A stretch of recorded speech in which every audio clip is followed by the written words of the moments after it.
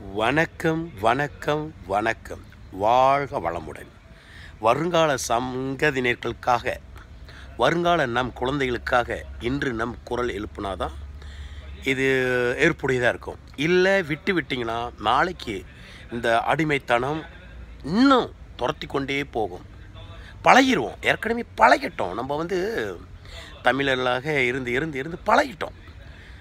இப்படியே அடிமையை ஏற்றுக்கொண்டு பழகிட்டோம். அதனால் இது மாற்ற முடியாது. இல்லை, மாறலாம், ஒரு சிலர் மாறலாம். சரி, எது எப்படி இருந்தாலும் இந்த வருகின்ற இடைத்தேர்தல், செமினிய இடைத்தேர்தலை இப்போ இருக்கின்ற ஆட்சி, பிகேஆர் ஆட்சியை நீங்கள் தோக்கடிக்கணும். காரணம் என்னென்னா, அப்போ தான் அவங்க கொடுத்த வாக்குறுதியெலாம் நிறைவேற்ற முடியும். இல்லைன்னா ரொம்ப கஷ்டம். நீங்கள் ரொம்ப கஷ்டப்படுவீங்க. தலகணம், அவங்களுக்கு பிடிச்ச ஒரு திமிரான ஒரு பேச்சு, நடவடிக்கை. நீங்கள் போய் பார்த்தீங்களா, அவங்க முன்ன மாதிரி இல்லை. என்னமோ பிஎன்காரங்களும் பிகேஆர்காரங்களும் எதிராளி மாதிரி. குறிப்பிட்ட இந்தியர்கள், தமிழர்கள் இந்தியர்கள் பார்த்தீங்கன்னா ஒருத்தர் பயங்கரமான எதிராளியாக இருக்காங்க. அது நமக்கு தேவையில்லை. ஆனால் நம் குழந்தைகளுக்கு அவங்க செய்யட்டும். நான் சொல்ல அந்த 100 நாளுக்குள்ளே செய்யணுன்ற அவசியம் இல்லை, பரவாயில்ல. ஆனால் இருந்தாலும் ஒரு பணிவு வர வேண்டும். மன்னிப்பு கேட்கலாம், கேட்டுட்டு பிறகு நாங்கள் செய்கிறோம் அப்படின்னு சொல்லலாம். பட் நீங்கள் அவங்கள ஆதரவு, இந்த கண்மூடித்தனமாக ஆதரவு கொடுத்தீங்கன்னா செய்ய போகிறது கிடையாது. அதனால் நண்பர்களே, சிந்திச்சு பாருங்கள். தோக்கடிங்க, தோக்கடிங்க, தோக்கடிங்க. அப்போ தான் நீங்கள் உங்களுக்கு நல்ல வாழ்வு கிடைக்கும். இந்த ஒரு இடத்துனால அரசாங்கம் கவுந்துடாது. பட் இனிமேல் நம்ம வாக்குறுதியே கொடுத்தோம்னா கண்டிப்பாக நிறைவேற்றணும் அப்படின்றது ஒரு பணிவு வரும். அப்புறம் ஒரு கடமை வரும். தயவு செய்து நண்பர்களே, நீங்கள் பல வார்த்தைகளை பல மாதிரி என்னென்னமோ பேசுங்க, பிரச்சனை இல்லை. இது வெற்றி தோல்வியில், இது அரசியல். சிந்திங்க. சிந்திக்கக்கூடியவர்களுக்கு தான் நமக்கு தேவை. கண்மூடித்தனமாக. அப்புறம் சொல்லுவீங்க 60 வருஷமாக ஒன்றும் செய்யலை, 60 வருஷமாக. உங்களோட வயசுலாம் பார்த்தா எப்படி? கிட்டத்தட்ட 24 வருஷமாக தான் நமது தூண் அவர்கள் வந்த பிறகு தான் நமக்கு இவ்வளோ படு மோசமான விகிழ்ச்சி நம்ம ஆளுங்களோட.